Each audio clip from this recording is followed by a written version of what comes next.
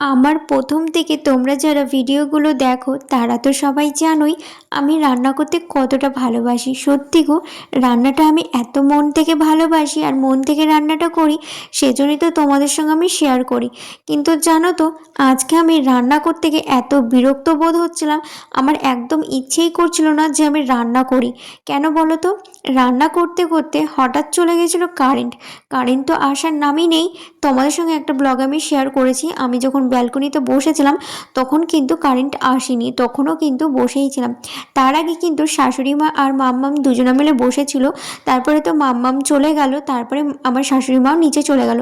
তারপর কিছুক্ষণ পর বলতে তাও আধ ঘন্টার পর এসেছে। তখন যখন আমি ভিডিওটা তোমাদের সঙ্গে শেয়ার করি তখন বলেছিলাম 2 ঘন্টা ধরে কারেন্ট নেই। তারপরে ওখানে আমাকে আধ ঘন্টা আমি বসেছিলাম, তারপরে কিছুক্ষণ পরেই আবার কারেন্ট আসলো। আমি বিরক্ত কেন হয়ে গেছিলাম জানো? সেই সকাল 7:30টার সময় আমি রান্নাঘরে ঢুকেছি।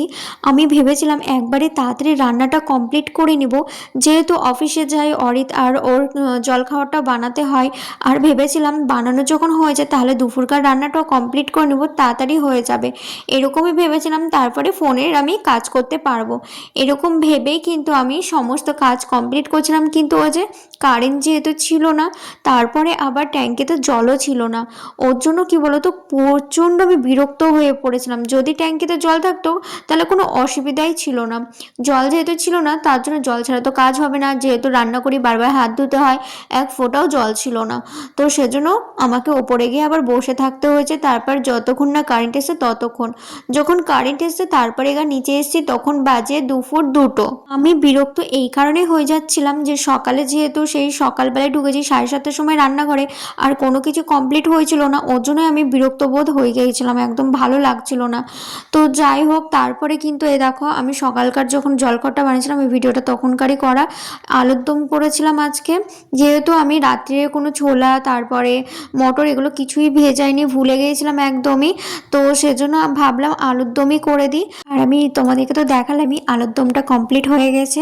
তারপরে কিন্তু এ দেখো লুচিগুলো আমি একটা একটা করে ভেজে নিচ্ছিলাম। আর আমার শ্বশুরমশাই যেহেতু লুচি পরোটা একদমই তেলে ভাজা পছন্দ করে না, তার জন্য কিন্তু রুটি করে দিই। রুটি কিন্তু আমি একবারেই করে নিই, যেহেতু সকালের জলখাবারও খেয়ে নিতে পারে আর রাত্রিরেও কোনো ঝামেলা থাকবে না, তার জন্য রাত্রিরকারও করে নেওয়া হয় একবারেই। বারবার ঝামেলা করার থেকে একবারে করে নেওয়াটাই বেশি ভালো, তাই কি না? আর এই দেখো তোমাদের সঙ্গে গল্প করতে করতে কিন্তু আমার লুচি ভাজাও কমপ্লিট হয়ে গেছে। এই হটপটটার এক হটপট লুচি। তো লুচি কমপ্লিট হয়ে গেছে, আলুর দম কমপ্লিট হয়ে গেছে, তারপরে কিন্তু বরের টিফিনটা গুছিয়ে দিলাম। তারপরে কিন্তু আমি রুটি করা কমপ্লিট করে নিয়েছিলাম রুটিগুলো। আর এদিকে কিন্তু বর চলে এসেছিলো, ওকেও খেতে দিয়ে দিয়েছিলাম আর টিফিনটাও দিয়ে দিয়েছিলাম ওকে। তারপরে তো ও খেয়ে নিয়ে চলে গেল একদম। আর আমার এই ভিডিওটা তোমাদের কেমন লাগলো অবশ্যই তোমরা কমেন্ট করে জানিও। ভালো থেকো, সুস্থ থেকো, বাই সবাইকে।